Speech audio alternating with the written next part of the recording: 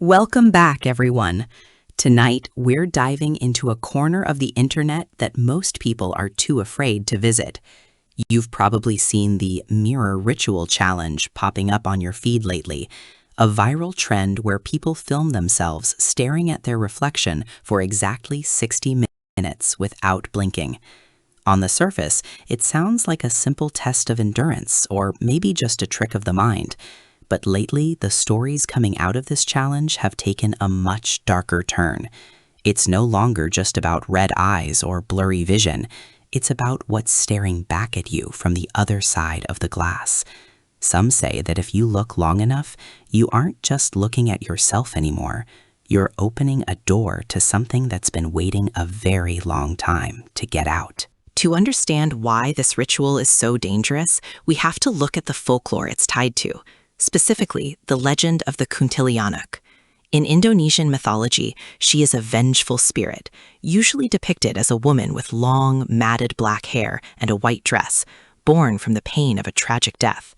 She's known for her high-pitched laughter and the sweet scent of frangipani flowers that precedes her arrival. They say she hides in the shadows of old trees, but modern legends suggest she's found a new way to enter our world, through the vanity mirrors we use every single day. The ritual isn't just a game, it's an invitation. By refusing to blink, you are keeping the eye contact required for the Kuntilanak to tether her soul to your physical space, bridging the gap between the living and the dead. The setup for the challenge is deceptively simple. You need a room with no windows, a single candle, and a large mirror. You start the recording at exactly 3 a.m., the witching hour. The rules are strict. You must keep your eyes fixed on your own pupils. You cannot speak, you cannot move, and most importantly, you cannot blink. If you blink, the connection is broken, and you have to start over. Most people quit within the first 10 minutes because their eyes begin to sting and water. But for those who push through, the experience shifts from physical discomfort to something purely psychological. The mind begins to play tricks, or so the skeptics say. They call it the Troxler effect, where peripheral images fade away. But the Troxler effect doesn't explain why the air in the room suddenly drops 10 degrees. 20 minutes into the footage we're looking at tonight, the atmosphere changes.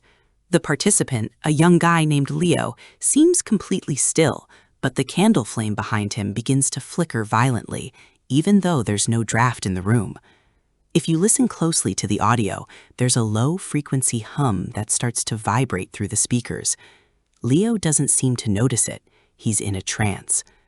But look at the corners of the mirror. The shadows aren't just sitting there. They're creeping inward, narrowing the field of vision until only his face is visible. This is where the ritual truly begins. It's said that at this point, the Kuntilanak is no longer just watching you from the shadows. She's standing right behind you, waiting for the moment your gaze falters so she can take your place in the reflection. By the 30-minute mark, the physical strain is immense. Leo's eyes are streaming with tears, but he doesn't wipe them away. He is determined to finish. But notice something strange about his reflection? If you look at the way his chest moves as he breathes, it's perfectly synchronized with his body. But then, for a split second, the reflection's shoulders twitch while Leo remains perfectly still. It's subtle. You might miss it if you aren't looking for it. This is the first sign that the reflection is becoming an independent entity. In the lore of the Kuntilanak, she is a shapeshifter. She doesn't just appear as a monster. She mimics those she intends to trap. She is learning his movements, studying his rhythm, and preparing to break the one rule that keeps him safe. 45 minutes have passed. The room is now filled with a thick, cloying mist that seems to leak out from the edges of the mirror frame. Leo's expression has changed from one of focus to one of pure, unadulterated terror. He wants to stop.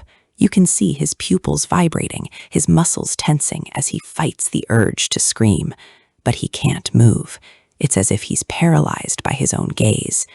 In the reflection, something even more disturbing is happening.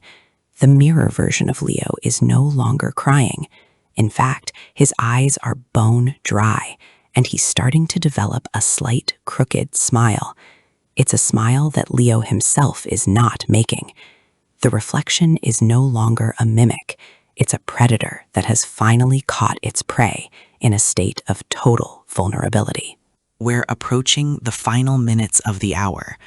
The audio is now overwhelmed by the sound of a woman's soft, rhythmic sobbing, echoing as if it's coming from deep inside the walls. Leo is visibly shaking now. Then it happens. The reflection does something impossible. While Leo is staring straight ahead, his reflection slowly turns its head to the side, looking at something off camera within the mirror's world. The sound of cracking bone fills the room, a sharp, wet snap as the reflection's neck twists at an impossible angle. This is the moment where the Kuntilanak reveals her presence. She isn't just behind him anymore, she has merged with his image. The reflection reaches up and touches the surface of the glass from the inside, leaving a smudge of dark, oily residue where its fingers meet the surface. The 60-minute timer on Leo's phone finally goes off. The alarm is loud and jarring, breaking the silence of the room. Leo finally blinks, gasping for air as he collapses back into his chair, sobbing with relief. He thinks it's over.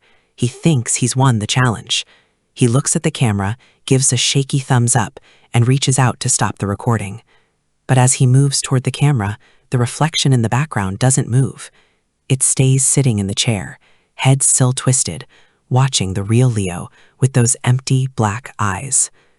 The reflection then stands up slowly, but instead of walking toward the camera, it walks toward the edge of the mirror, disappearing into the darkness of the reflected room.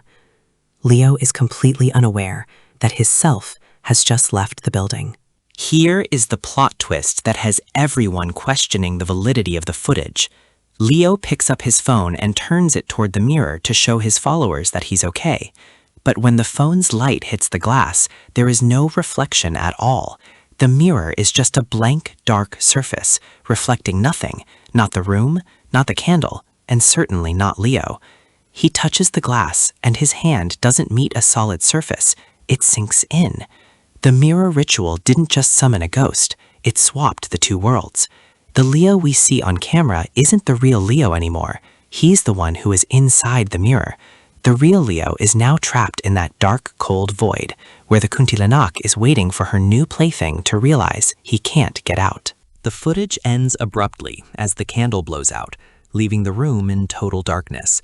The last thing we hear isn't Leo's voice, but that signature high-pitched laughter of the Kuntilanak, growing louder and closer until the video cuts to black. This video was found on a cloud drive weeks after Leo went missing. His room was found perfectly intact, the mirror still hanging on the wall, but Leo himself was nowhere to be found. Some say if you go into that room and look into that specific mirror, you can still see a faint image of a young man staring out, his hands pressed against the glass, waiting for someone else to take the challenge so he can finally find a way back home. It's stories like these that remind us why some rituals should never be attempted. Whether you believe in the Kuntilanak or you think it's all just a clever hoax, the psychological impact of staring at yourself for that long is very real. It breaks the mind's perception of reality, and once that glass is shattered, it's almost impossible to put the pieces back together. If you ever feel the urge to try this challenge, just remember Leo. Remember that his reflection was the one who walked away. Thank you so much for joining me tonight for this deep dive into the dark side of the web. Please stay safe, stay skeptical, and whatever you do, try not to look too closely at the person in the mirror tonight. Don't forget to like and subscribe for more updates.